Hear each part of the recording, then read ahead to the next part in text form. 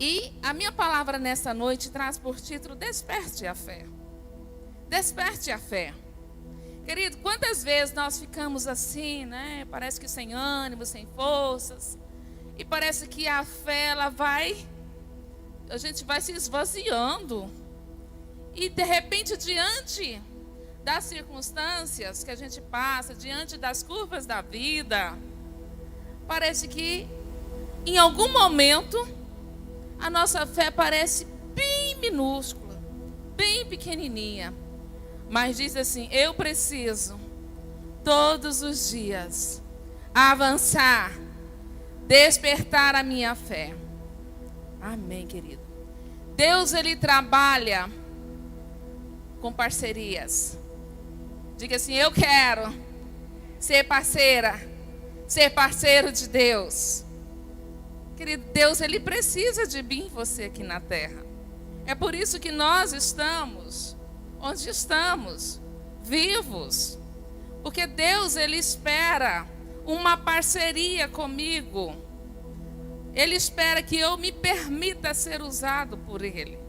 Seja na rua, no trabalho, no trânsito, no meio da sua família, onde você é inserido. Então Deus, Ele trabalha em parceria conosco. E Ele deseja nos ver vivendo e fluindo coisas maiores. Coisas maiores em todos os âmbitos das nossas vidas. Deus, Ele quer me ver vivendo coisas maiores. Deus, Ele quer te ver bem, vivendo coisas maiores. Mas o inimigo das nossas almas, não. Ele não nos quer Ele não quer nos ver vivendo coisas maiores. Isso irrita, né? Isso desperta o Satanás quando ele percebe que você tem uma possibilidade de viver coisas maiores. Então ele tenta minar a sua força, minar a sua fé. Mas eu amo a palavra do Senhor que me diz em João capítulo 12. Jesus dizendo a mim e a você. Não é apenas para um grupinho de pessoas, não. Mas é para todos aqueles que se consideram seus filhos, seus discípulos. Diga assim: eu sou filhinho do Pai, filhinho de Deus. Eu sou parceiro do meu Deus. E Jesus pode fazer através da minha vida. E aí Jesus diz o seguinte: aquele que crê em mim, João capítulo 14, verso 12. Aquele que crê em mim, ele fará também as obras que eu tenho realizado. Você crê no Senhor? Levante as suas mãos. Você crê no Senhor? Então essa palavra é para você. Dizendo o quê? Aquele que crê em mim fará o quê? As obras que eu tenho realizado. Fará ainda maiores do que essas que eu tenho realizado. Por quê? Porque Jesus estava indo para o Pai. E Ele foi para o Pai. Jesus morreu e ressuscitou e foi para o Pai. Só que agora, as obras que Ele fazia, você pode fazer. Por quê? Porque Deus, Ele trabalha em parcerias. E Jesus, Ele não nos chama para nós sermos maiores do que Ele. Muita gente pode pensar: poxa, Jesus me chamou então para ser maior do que Ele. Não, não é para você ser maior do que Ele, mas para sermos maiores com Ele. Para ser maiores com Ele. Diga assim: Jesus não nos chama para sermos maiores do que Ele, mas para sermos maiores com Ele. Jesus, Ele nos chama para ser maiores com Ele. Então, Deus, Ele chamou um homem para ser maior com Ele. E esse homem aproveitou as oportunidades. Eliseu. 2 Reis, capítulo 4, versículo 8 ao 37. Você que pode acompanhar aí a leitura da Bíblia, 2 Reis, capítulo 4, versículo 8 até o 37, é uma leitura um pouco longa. Na versão da Ara, capítulo 4, versículo 8 até o 37, vai nos falar de um personagem que tinha fé. E eu queria que você prestasse atenção nesta referência, que diz o seguinte: certo dia passou Eliseu por Sunem. Eliseu, queridos, foi um homem que deixou ser usado por Deus. Ele se permitiu fazer uma parceria com Deus para viver coisas maiores. Então Eliseu passou por Sunem, onde se achava uma mulher rica, a qual o constrangeu a comer pão. Daí todas as vezes que passavam por lá, ele entrava para comer. E ela então disse ao seu marido: vejo que este que passa sempre por nós é santo homem de Deus. Façamo-lhes, pois, em cima um pequeno quarto, obra de pedreiro, e ponhamos nele uma cama, uma mesa, uma cadeira e um candeeiro, para que quando ele vier à nossa casa, retirar-se-á para ali. Um dia, vindo ele para ali, retirou-se para o quarto e se deitou. Então disse ao seu moço Geazi: chama esta sunamita. Chamando ele, ela se pôs diante do profeta. Este dissera ao seu moço: diz-lhe, eis que tu nos tem tratado com muita abnegação. Você tem me tratado tão bem, dizia então Eliseu a ela. Que se há de fazer por ti? Haverá alguma coisa que se fale ao seu favor, ao rei, ao comandante do exército? E ela respondeu: eu habito no meio do meu povo, eu não estou precisando de nada. Então disse o profeta: o que se há de fazer por ela? Geazi então respondeu: ora, ela não tem filho, e o seu marido é velho. Disse Eliseu: chama-a. E chamando a ele, ela então se pôs à porta. E disse-lhe o profeta: por este tempo, daqui a 1 ano, abraçarás a um filho. E ela disse: não, meu senhor, homem de Deus, não mintas a tua serva. E concebeu a mulher e deu à luz a um filho determinado, no tempo determinado. Quando fez o ano seguinte, que Eliseu lhe dissera. Tendo crescido o menino, versículo 18, saiu certo dia a ter com seu pai, que estava com os segadores. Disse a seu pai: ai, minha cabeça. Então seu pai disse ao moço: leva o menino à sua mãe. E ele o tomou e a levou à sua mãe, sobre cujos joelhos ficou sentado até o meio-dia e morreu. Subiu ela e deitou sobre a cama do homem de Deus, fechou a porta e saiu. Chamou a seu marido e disse: manda-me um dos moços e uma das jumentas, para que eu corra ao homem de Deus e volte. Perguntou ele, o seu marido: por que vais? Por que vais a ele hoje? Não é dia de festa da lua nova, nem é sábado. Ela disse: não faz mal. Então fez ela albardar a jumenta e disse ao moço: guia e anda, não te detenhas no caminho, senão quando eu te disser. Partiu ela, pois, e foi ter com o homem de Deus ao Monte Carmelo. Vendo-a de longe o homem de Deus, então disse a Geazi, seu moço: eis aí a sunamita. Corre ao seu encontro e diz-lhe: vai bem contigo, vai bem com teu marido, vai bem com teu menino. Respondeu ela a Geazi: tudo bem. Chegando ela, pois, ao homem de Deus, ao monte, abraçou-lhe os pés. Então chegou Geazi para arrancá-la, mas o homem de Deus lhe disse: deixa, porque a sua alma está em amargura, e o Senhor não me revelou, não me manifestou. Disse ela: pedi eu a meu senhor algum filho? Não, Disse eu: não me enganes. Disse o profeta a Geazi: cinge os lombos, toma o bordão contigo e vai. Se encontrares alguém, não o saudes. E se alguém te saudar, não lhe responda. Ponha o meu bordão sobre o rosto do menino. Porém, disse a mãe do menino: tão certo como vive o Senhor, tão certo como vive o Senhor, e vive a tua alma, não te deixarei. Então ele se levantou e a seguiu. Geazi então passou-se diante deles, pôs o bordão sobre o rosto do menino, porém não houve voz nele, nem sinal de vida. Então voltou-se a encontrar com Eliseu e lhe deu aviso e disse: o menino não despertou. Tendo o profeta chegado à casa, eis que o menino estava morto sobre a cama. Então entrou, fechou a porta sobre eles ambos e orou ao Senhor.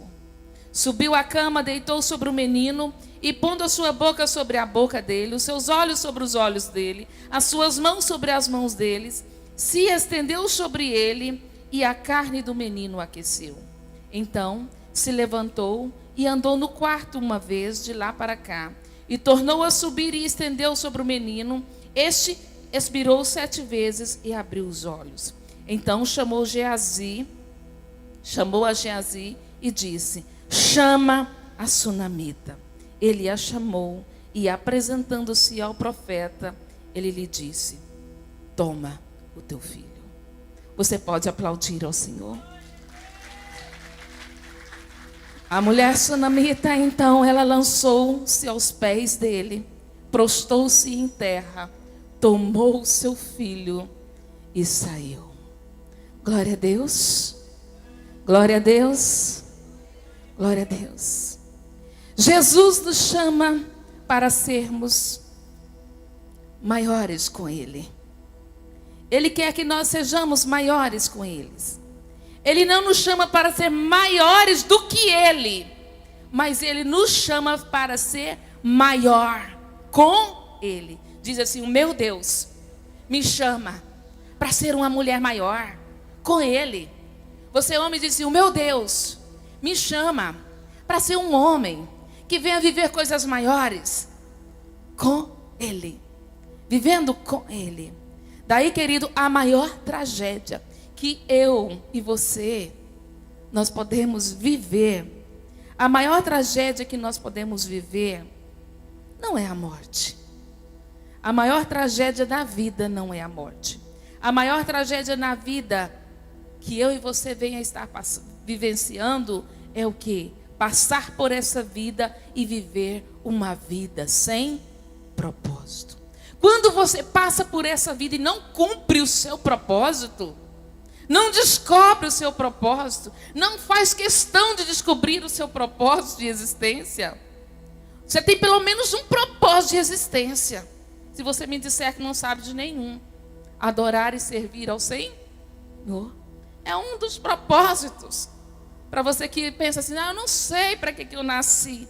Querido, você nasceu para expressar a glória de Deus, amar como Ele amou, fazer as obras que Ele fez, e ainda com possibilidade de fazer ainda maiores do que Ele fez, mas com Ele. Ele usando você para fazer coisas maiores, assim como Ele usou Eliseu para fazer coisas maiores. Daí então a maior tragédia da vida não é a morte, mas a grande tragédia na vida é uma vida sem propósito.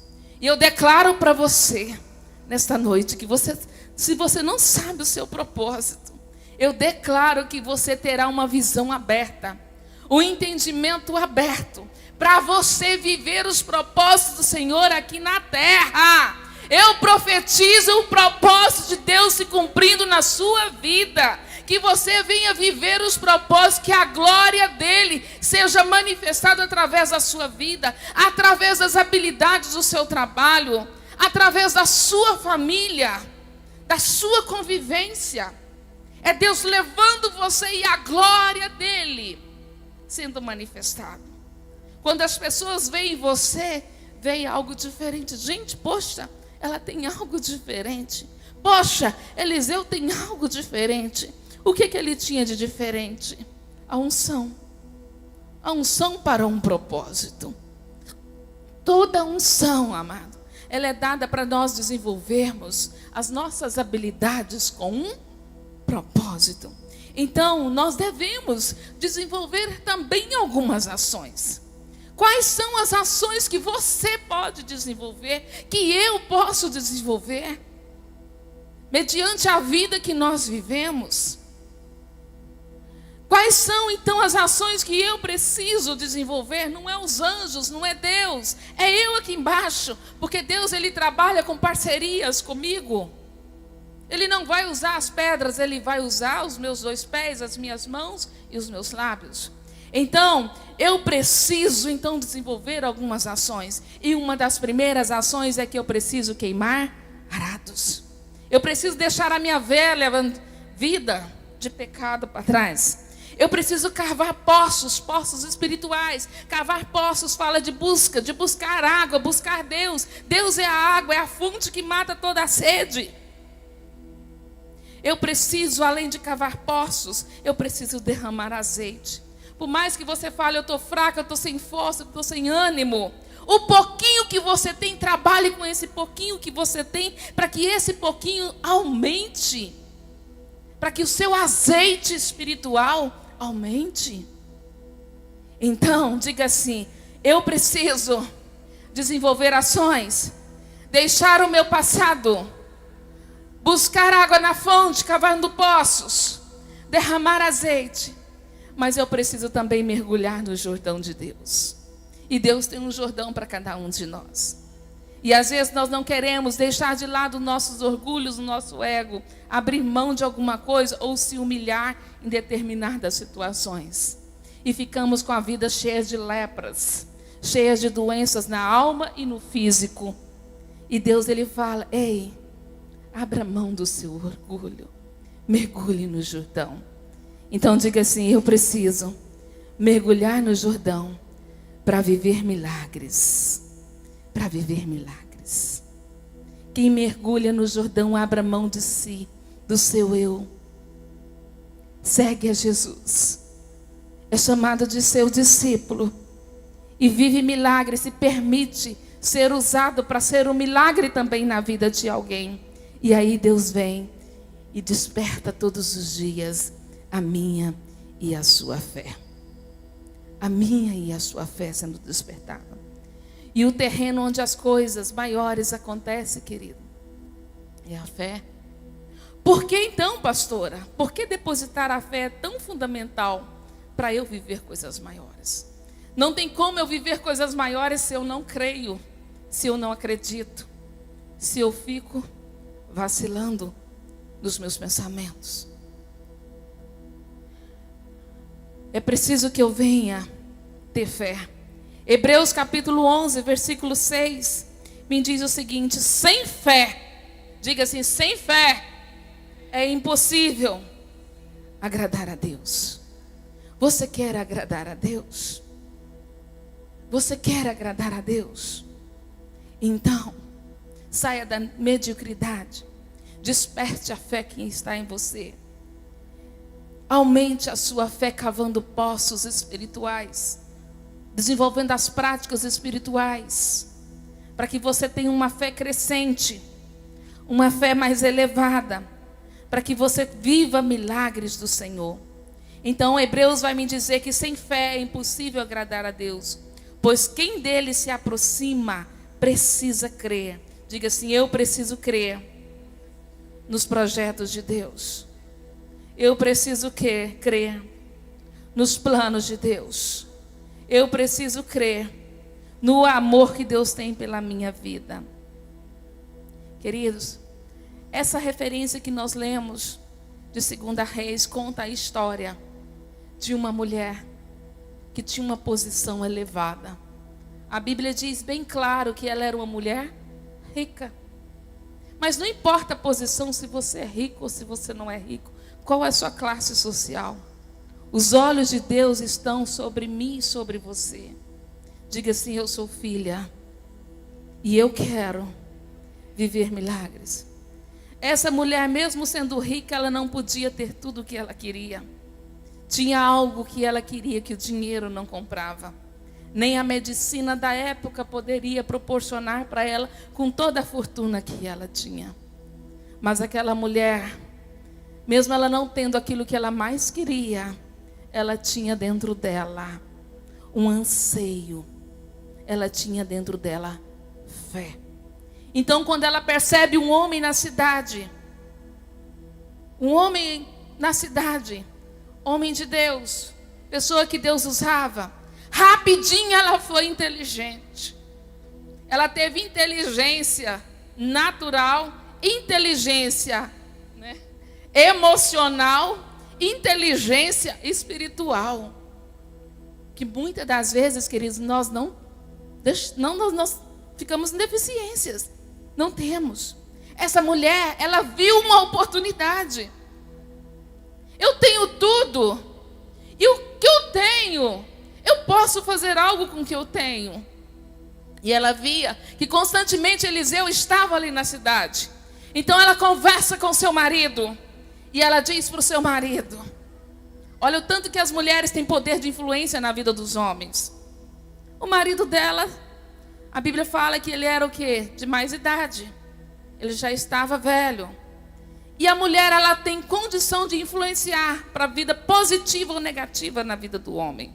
De contribuir ou de atrapalhar. De ser instrumento de Deus ou de ser instrumento do capeta. Daí eu e você, nós temos a oportunidade de decidir o que nós queremos ser. Por quem nós queremos ser usado. Eu quero ser usado por Deus. Essa mulher, ela deixou ser usada por Deus. E ela pegou a oportunidade. E ela chega para o seu marido e fala: ei, eu vejo que esse homem é um santo homem de Deus. Ela não toca na unção de Eliseu. Esse homem fica fazendo milagre, fica vindo todo mês aqui nessa cidade querendo se aparecer. E começa a falar mal, falar mal, falar mal, falar mal. Não. Ela começa a olhar com um olhar diferente. E perceber: poxa, a minha bênção pode passar por um homem de Deus. Eu não vou perder a oportunidade quando um profeta passa. E eu quero levar para minha casa a presença de Deus. Querida, a figura de um sacerdote, a figura de um profeta, era a figura de Deus. Representava Deus aqui na terra. Então, ela fala para o seu marido: vamos, marido. Vamos trazer ele aqui para nossa casa. E a palavra bem clara fala que ela convida ele para poder tomar um lanche na sua casa, comer pão na sua casa. E depois que ele vai comer pão na sua casa, atende o convite, ela chega no marido e conversa e fala: ei, a nossa casa, a gente tem alguns recursos, a gente pode fazer alguma coisa, vamos fazer o nosso melhor. Ela convida o marido a estar fazendo algo melhor, não apenas para um homem, mas para Deus, para alguém que estava representando Deus. E aí ela fala: vamos construir um quarto para ele, em cima aqui da nossa casa. Vamos construir um quarto, vamos colocar uma cama, vamos colocar um candelabro, vamos colocar uma cadeira, vamos colocar uma mesinha. E ela define o que ela queria colocar dentro daquele quarto. Porque ela queria dar um conforto. Ela queria usar aquilo que ela tinha, as sementes que ela tinha. E o marido então concordou. E quando Eliseu chegou na casa dela e viu tudo preparado, tudo que ela oferecia para ele, mesmo com simplicidade, mas com amor verdadeiro do coração. Porque tem gente que te oferece uma coisa, mas fica assim, já de olho na outra mão, né? Vou me aproximar de fulano, porque vai que fulano pode fazer isso por mim. Com segundas intenções. Mas essa mulher não. Ela só queria atrair o olhar de Deus. Ela queria fazer algo para Deus. E o que eu consigo fazer é usar a minha semente para que possa promover o reino de Deus. E essa mulher assim o fez. E Eliseu na sua casa então ficou tão constrangido que um certo dia ele estava lá e ele deitou na cama e pensou: poxa, como Deus é bom, né? Como Deus cuida. E ele olhou para o seu companheiro de viagem e falou para ele: gente, essa mulher é diferenciada. O que a gente poderia fazer por ela como forma de gratidão? Será que a gente pode interceder ao rei por ela? Será que a gente pode interceder aos comandantes, gente de influência por ela? Buscar proteção? Porque gente rica também, né, quer proteção humana, né, guarda-costas. O que a gente poderia fazer por ela? E ele chama ela. Fala, mulher, tu tem um coração tão bondoso, você é uma pessoa tão simples, tão amável. Você sempre nos recebe com um coração tão simples, mesmo com tudo isso que você tem. O que a gente pode fazer por você? E ela diz, Eliseu, meu Senhor, eu estou bem no meio do meu povo. Eu estou bem na minha casa. Eu não estou precisando de nada. Eu só queria mesmo receber a presença de vocês aqui na minha casa. Ter vocês comigo. Mas eu estou bem amparada. Eu estou bem cuidada. E ele fica lá no seu quarto pensando, gente, a mulher não precisa de nada. Primeira vez que eu encontro uma pessoa, né, que não me pede oração, que não me pede nada. Essa mulher não precisa de nada. E ele ficou assim, inconformado. E aí então, ele volta de novo a conversar com o companheiro. E o companheiro observa a vida dela. Observa os movimentos dela na casa. E percebe que naquela casa não tem uma alegria. Não tem uma criança correndo. Está faltando alguma coisa na vida do casal. Está faltando barulho nesse lugar. E ele então volta para Eliseu e fala, Eliseu, eu descobri. Ela não quis falar. Ela não quis aproveitar das circunstâncias. Mas eu descobri que essa casa tem tudo, mas não tem duas perninhas correndo aqui dentro. Não tem filhos. Esse casal não tem filhos, Eliseu. Eliseu fala, ah, tá.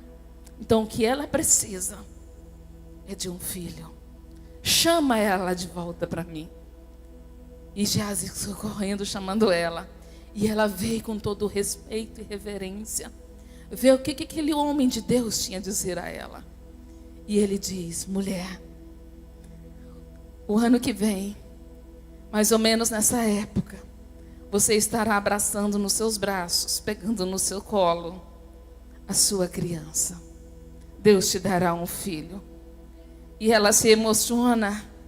E ela diz, então, como assim? Não brinca comigo. Não brinca comigo. Está falando sério. Como assim eu terei filhos? E ele reforça a ela que terá filhos. E a palavra de Deus me fala nos versículos seguintes, que naquela época, proferido pelo profeta, realmente aquela mulher sunamita, ela pegou o seu filho nos braços. Teve os seus filhos. Querido, mas diga assim, sem fé é impossível agradar a Deus. Essa mulher agradou a Deus, não foi com os recursos que ela tinha, mas foi com a fé no coração que ela tinha. Ela não comprou a bênção que ela tinha, mas ela tinha um coração que servia pessoas, que honrava pessoas. Quer atrair o olhar de Deus sobre a sua vida? Comece a desenvolver o hábito de honrar. Honre as pessoas que Deus coloca na sua vida. Honre amigos que Deus coloque na sua vida. Honre os mais velhos. Honre os seus pais. Honre pai e mãe, é mandamento como promessa, para que te vá bem e prolongue os seus dias sobre a terra. Honra. A honra, ela atrai a bênção e o favor de Deus. E eu profetizo que você honrará a Deus acima de todas as coisas. Que você honrará pessoas que Deus tem colocado à sua direita e à sua esquerda. E a bênção do Senhor será escancarada sobre a sua vida. O milagre que você precisa já está à sua disposição. O milagre que você busca, Deus faz por você. O Espírito Santo vai aonde você não consegue ir, mas Ele consegue ir e fazer uma revolução e mudar situações simplesmente por causa de você, por causa do seu coração de servo, por causa do seu coração de amigo, amiga de Deus. Só que essa mulher, querido, ela passou por caminhos difíceis. Diga assim, a vida tem caminhos difíceis. Querido, esta mulher, a vida dela não foi um caminho de uma reta. O caminho dela não foi uma reta, tudo fácil. Não foi uma reta o caminho dela. O meu caminho, o seu caminho aqui na terra também não é uma coisa reta, onde nada acontece de ruim. Nós passamos por curvas, às vezes curvas mais tenebrosas, mais extensas. Às vezes curvas na vida chega a escurecer. Às vezes curvas mais curtas, mas nós passamos por curvas. A nossa caminhada, ela não é uma reta. Semelhante quando a gente vai viajar, que você pega uma rodovia, uma estrada, ela não é uma reta, como você imagina. Ela tem subidas e descidas, e ela tem curvas. Na nossa vida também, nós temos subidas e descidas, mas também tem curvas. Curvas mais curtas, curvas mais largas, mas existem as curvas. E essa mulher chegou um momento na vida dela que ela teve que estar enfrentando as curvas. Mas o que essa mulher fez? O que essa mulher fazia? Querido, a mulher, ela tinha fé. A mulher, ela honrava o seu marido. Ela honrava o profeta de Deus. Ela atraiu o favor de Deus. E um dia, a visão do profeta para ela era: você terá a bênção. A visão do profeta para ela era: você terá um filho. Mas ela não via dessa forma. A visão dela estava diferente. Por quê? Porque ela estava numa curva da sua vida. Ela estava no meio de uma curva da sua vida. Que curva é essa, pastora? A primeira curva na vida dela foi não poder ter filhos. Querido, quantas curvas você já tem passado? Quantas lutas, quantos desafios você tem passado? É uma curva na sua vida. E a primeira curva dela foi não ter filho. Mas sobre o olhar do profeta, ela ia ter filho. Mas ela estava com o coração sofrido com a espera. Porque ela esperou tanto tempo para ter filho, ao ponto do marido já ser velho. E no versículo de 2 Reis, o versículo 16, capítulo 4, 16, vai nos dizer a visão que o profeta teve. Vai dizer a palavra profética que o profeta deu a ela, quando ele disse: por volta dessa época do ano que vem, você estará com os filhos no braço. Ela então contestou com ele. Por que que ela contestou com ele? Porque ela estava no meio da curva da vida dela. Estava tranquila, mas estava escura. E curva, você precisa ter cautelas na direção. Você precisa ter cautelas na sua vida, até mesmo para não pecar, para não perder a fé. E ela contestou com ele e fala: não, meu senhor, não iludas a tua serva, ó homem de Deus, não me iluda. Porque fé ela tinha, mas anos tinha passado e ela não tinha conseguido gerar. E a palavra de Deus não fala se era problema dela ou se era o problema do marido.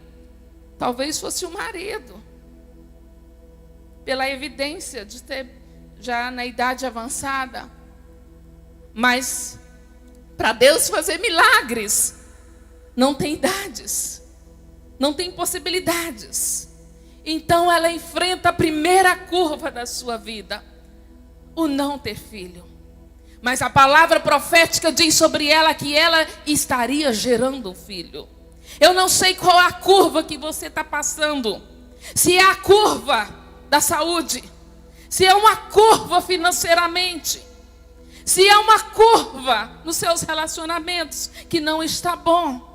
E quantas vezes nós ficamos frustrados, nós não vemos saída.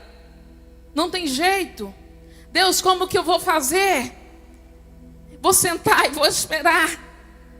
Então ela estava no meio da curva. Mas no meio dessa curva, Deus vem e faz milagres. E eu quero profetizar na sua vida. Qual seja a curva que você está vivendo, o mesmo Deus de Eliseu, o mesmo Deus de Sunamita, mulher, continua sendo o mesmo Deus hoje capaz de fazer milagres e visitar você nessa curva. E trazer o seu milagre para dentro da sua vida, para dentro da sua casa. Glória a Deus, você pode aplaudir ao Senhor. Só que depois da primeira curva, não ficou apenas em uma curva. Você não faz uma viagem toda e passa apenas por uma curva. Se você for daqui para Trindade, muitas curvas você vai fazer. Essa mulher, ela passou por outras curvas. E outra curva que ela passou foi que depois do filho crescido, já na adolescência, já na sua juventude, aquele filho então adoece. Aquele filho vai ao encontro do pai. E do nada aquele filho sente dores. E fala para o pai: pai, eu estou passando mal. E o pai fala: volta para tua mãe. E o filho volta para a mãe. Mãe simboliza o Espírito Santo, cuidado. E aquela mãe coloca os seus filhos sobre os seus joelhos. Mães que colocam filhos sobre os seus joelhos têm vitória. Mães que oram. Mães que intercedem, que não desistem dos seus filhos. Aquela mãe então põe os seus filhos sobre os seus joelhos. Põe ali nos seus colos. E aquele menino, a Bíblia diz que mesmo sobre os seus joelhos, aquele menino morre. A mãe vê seu filho morrendo. Querido, olha a angústia dessa mulher. Quantas vezes você, mãe, vê seu filho morrendo na fé, vê seu filho morrendo na vida financeira, que nada dá certo, e você está de joelho e parece que nada acontece. Você está nos 52 dias de oração. Quem está nos 52 dias de oração? Diga eu! E até agora nós já estamos no 20º dia. Não vimos. Deus, eu não vi nada. Minha curva está escura. Mas aquela mulher, querida, ela teve uma atitude que eu estava estudando hoje a palavra. Eu falei: ai, Deus, me ensina. Me aperfeiçoa. Ela pegou aquele filho dos joelhos ali no colo. Ela não saiu gritando para Jesus: ah, meu filho morreu. Ai, o que aconteceu com meu filho? Não, querido. Porque na casa dela, ela tinha construído um quartinho da oração do profeta. Na casa dela, ela tinha separado um cantinho diferente para levantar um altar. E ela pega aquilo que tinha morrido, o seu sonho. Ela pega a tragédia acontecida e ela então sobe ao quartinho do profeta. E eu diria para você, mulher, homem, sobe na presença de Deus. Sobe. Ela caladinha com choro, que só uma mãe que passa luta com o filho sabe quantas lágrimas ela derrama. E ela sobe com seu filho para aquele lugar e coloca o filho na cama do profeta. E ela não só sobe e coloca no lugar ali do profeta, mas ela fecha a porta. E ela não fala nem para o marido o que estava acontecendo. Ela manda arrumar jumentos. E ele fala: mas por que você está indo? Não é sábado, não é lua nova. Ela fala: eu preciso falar com o profeta que representa Deus, porque Deus é que me prometeu, Deus é que fez, então é Ele que vai saber resolver essa minha demanda. Esse filho que Deus te deu, Deus é que vai saber resolver essa demanda. Mas depende de você pegar ele nos joelhos aqui e levar ele para cima em oração. Depende de você, para que ele ressuscite, para que o sonho seu ressuscite, para que a sua realidade mude, para que seu casamento mude. Depende de uma postura. E essa mulher então, ela vai ao profeta. E ela diz uma segunda frase. Quando ela chega no profeta: eu não te pedi isso. Eu estava quietinha na minha casa. Eu estava vivendo a minha vida. Eu tinha um sonho de ter uma empresa. Eu tinha um sonho de ter um filho. Eu tinha um sonho, mas eu estava quieta. Eu não pedi um filho. Era um projeto, mas eu não pedi. Mas Deus me deu. Mediante a sua palavra, isso aconteceu. Acaso eu te pedi um filho, meu Senhor? Queridos, quando essa mulher ela vai diante do profeta, eu achei tão interessante que ela vai diante do profeta no Monte Carmelo. O Monte Carmelo é o monte que Elias estava quando Elias confrontou os profetas de Baal, e o fogo de Deus desceu sobre aquele lugar, sobre aquele monte. Eliseu estava no Monte Carmelo, no monte de Deus. E ela vai ao encontro de Eliseu no monte de Deus. E ela subiu ao monte para falar com o profeta. Querido, quantas pessoas não querem subir no monte? Não querem subir nem a rampa para vir para a igreja. Estou cansado, estou estressado. Querido, se Deus for nos abençoar na proporção que a gente busca Ele, a gente está lascado, está perdido.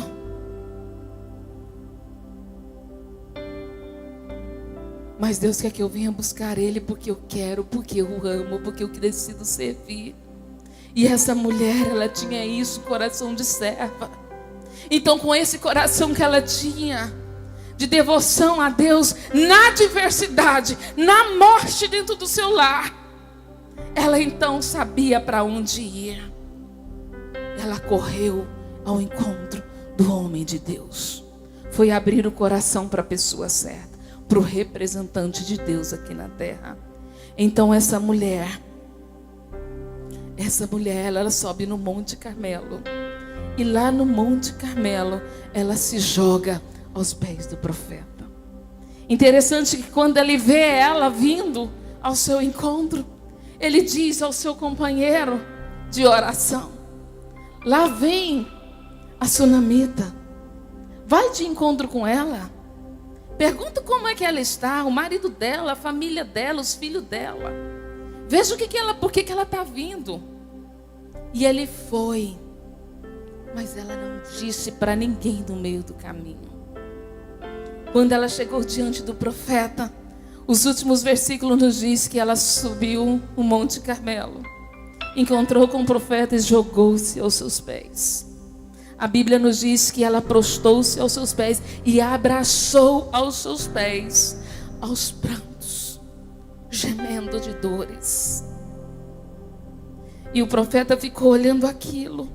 Geazi veio tirar ela dali dos pés. E o profeta diz: não, deixa ela. Porque ela está com grande amargura, com grandes dores, decepções. Ela está passando um momento tão difícil. Deus não me revelou o que ela está passando, mas eu consigo ver a amargura, o choro, o desespero, a frustração que aquela mulher estava vivendo. Então aquela mulher abraçou os pés do profeta e chorou no lugar certo. E eu quero profetizar para você que nesses últimos dias, no seu desespero familiar, no seu desespero na saúde, no seu desespero financeiro, você vai abraçar os pés de Jesus, o verdadeiro Filho de Deus. Quando você entrar num lugar como este, você vai se jogar na presença de Deus e falar: Deus, olha eu aqui. Eu não tenho palavras para falar, para te pedir, nem dou conta de te pedir.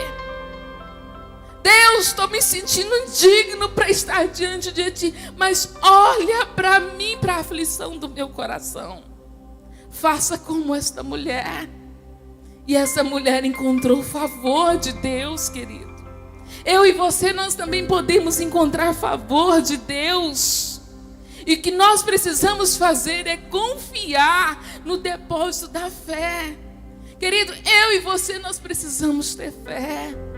Nós precisamos ter fé em depósito. 2 Coríntios 1:20 vai dizer: quantas foram as promessas feitas por Deus? Quantas foram as promessas feitas por Deus? Tantas tem em Cristo o sim.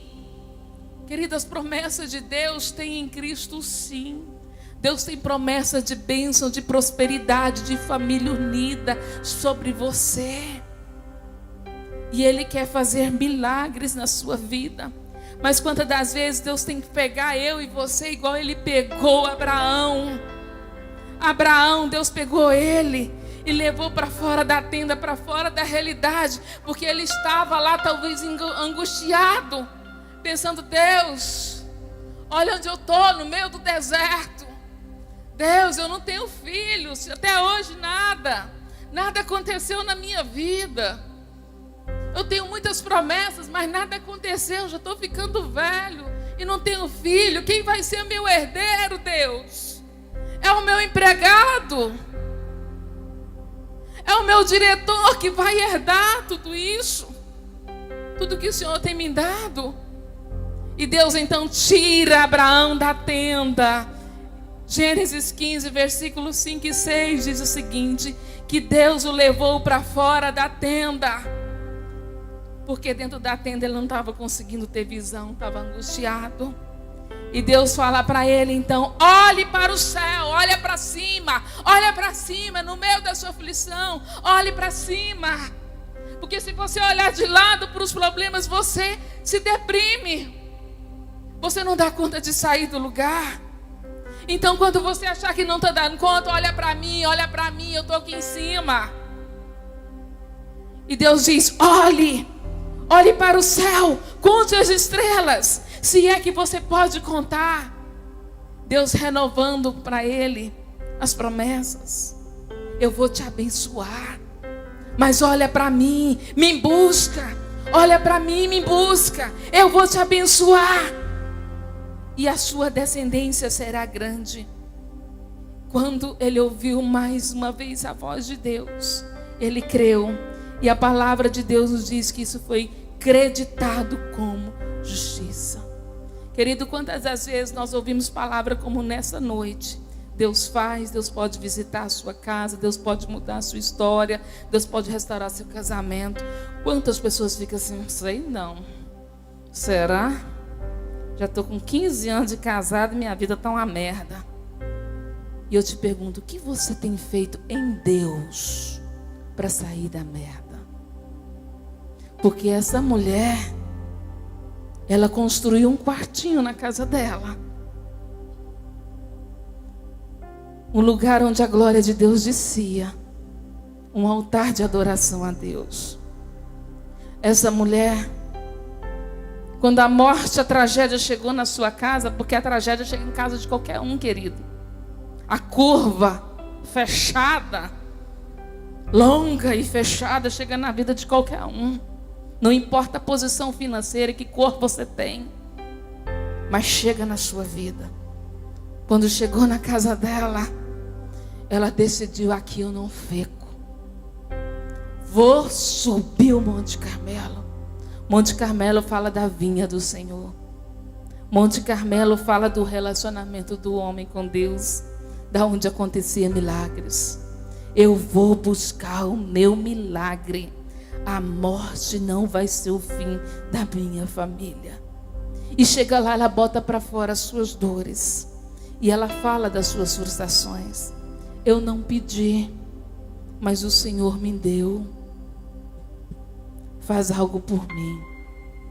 E o profeta sai lá do Monte Carmelo e vai de encontro à sua casa, simplesmente para ministrar a bênção de Deus aonde havia morte. Satanás quer matar os seus sonhos, seus relacionamentos, quer matar a sua saúde, quer matar os seus filhos. E eu convido você a se levantar espiritualmente em Deus. Nós, enquanto igreja Vida Plena, nós estamos aqui para te ajudar, querido, a você se levantar.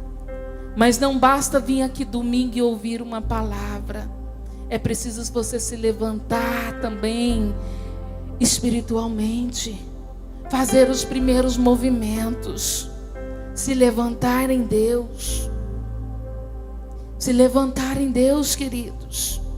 Precisamos agir em Deus, porque coisas maiores você pode fazer com Ele, através dEle, sendo instrumento dEle, dentro da sua casa, dentro do seu ambiente de trabalho, e a glória do Senhor manifestará.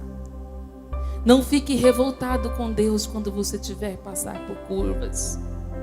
Querido, quantos de nós passamos por curvas?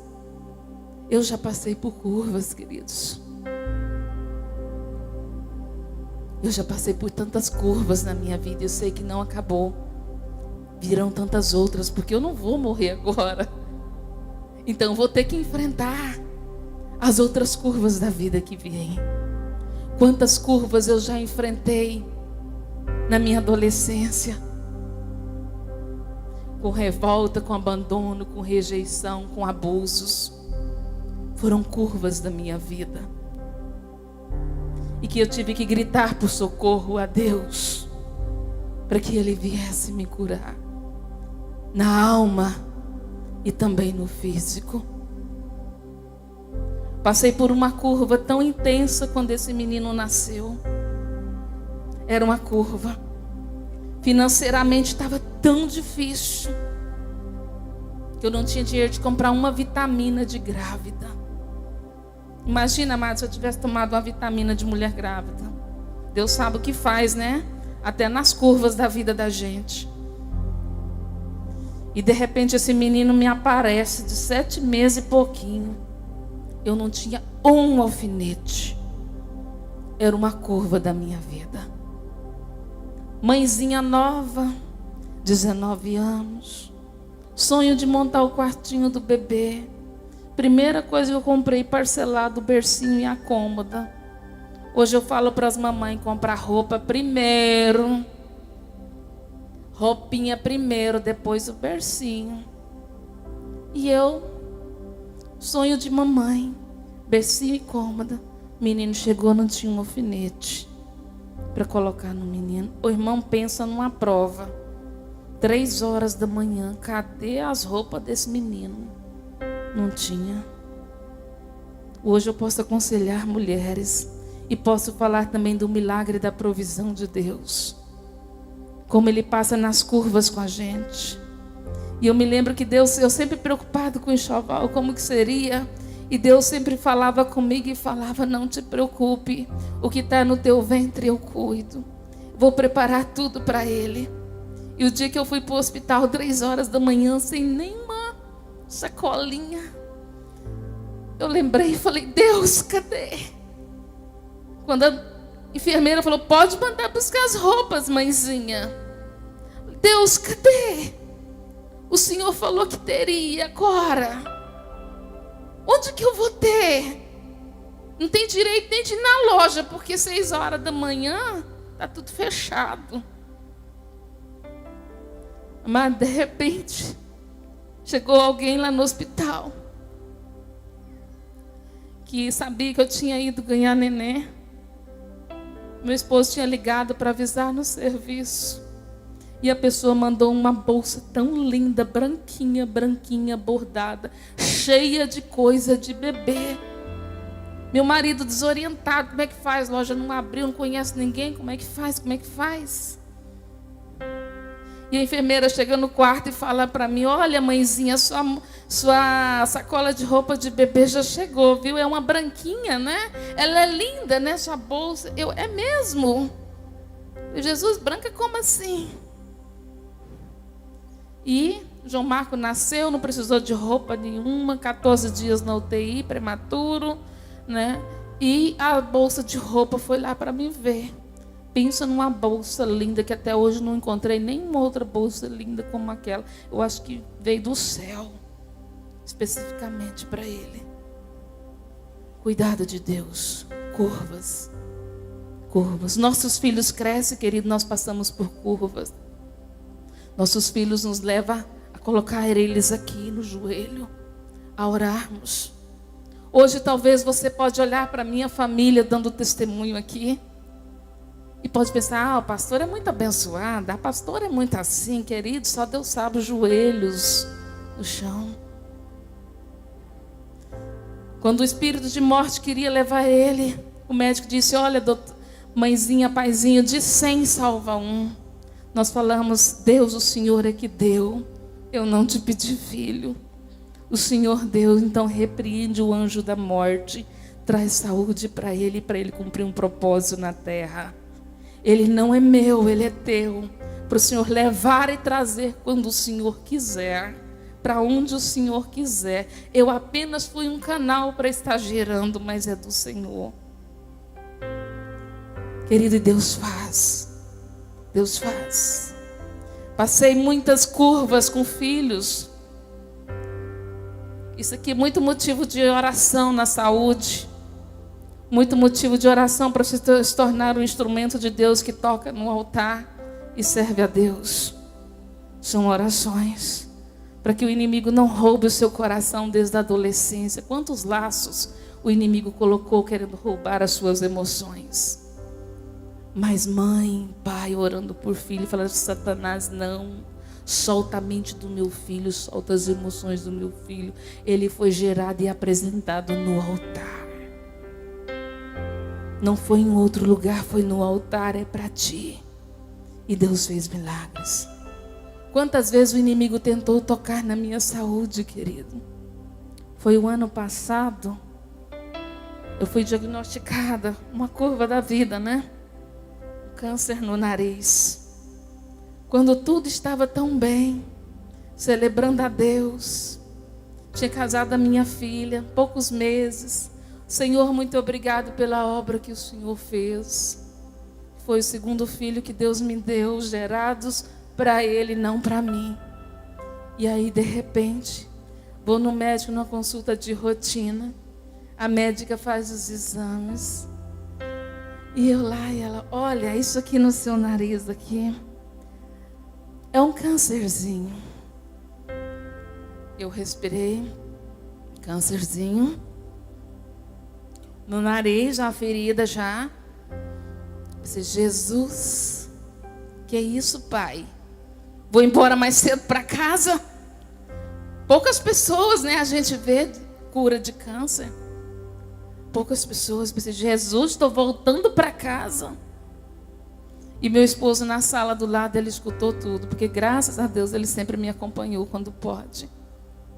E ele calado de lá, entramos no carro e ele me diz, e aí, como é que você está? Eu sorri e falei, tô bem. Qualquer coisa, viu?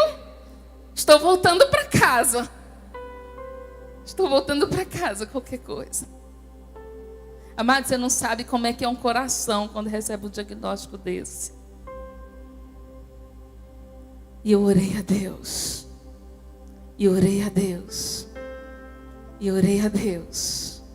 E foi uma luta, até eu conseguir uma cirurgia para o nariz. Falei, Jesus, meu nariz é tão perfeitinho, né? Agora eu vou ter que mexer com o nariz. E aí consegui então uma cirurgia no nariz para tirar o tumor lá, o carcinoma do nariz.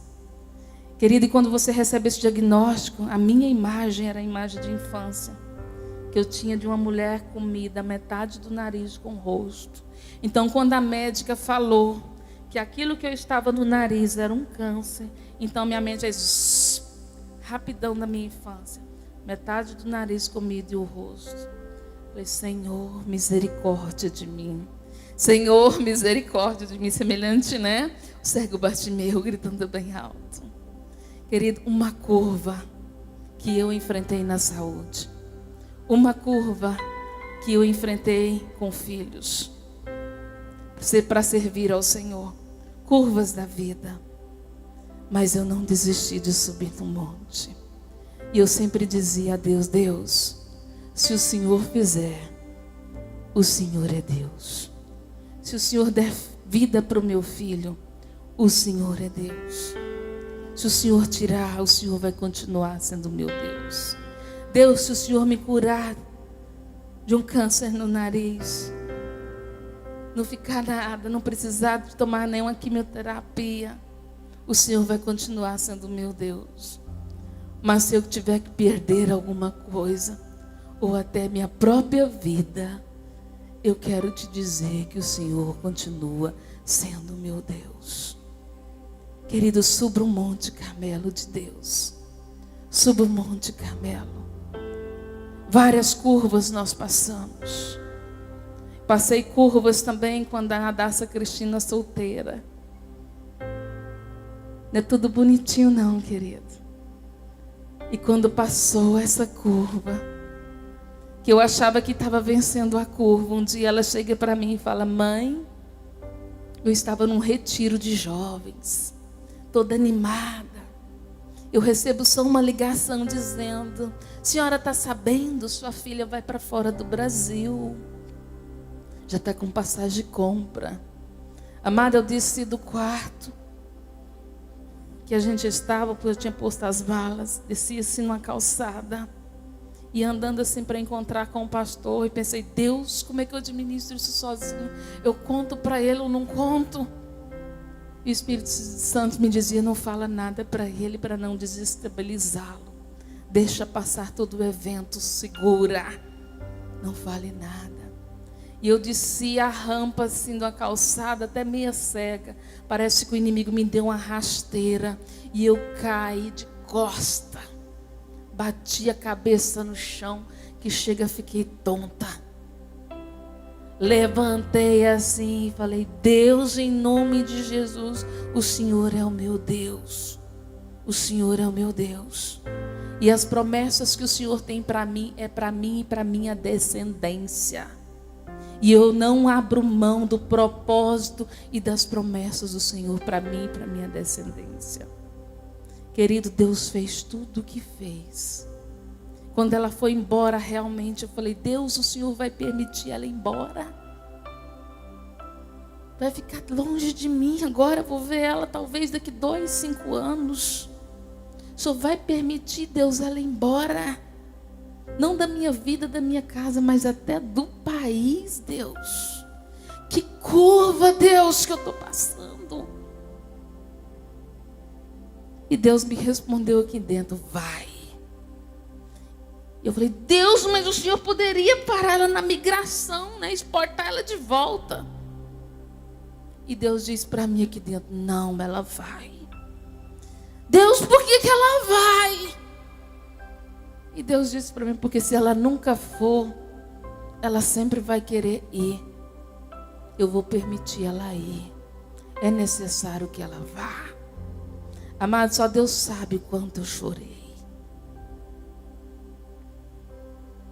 Você que tem um filho que estuda em outro estado, que mora em outro bairro, você sente o distanciamento.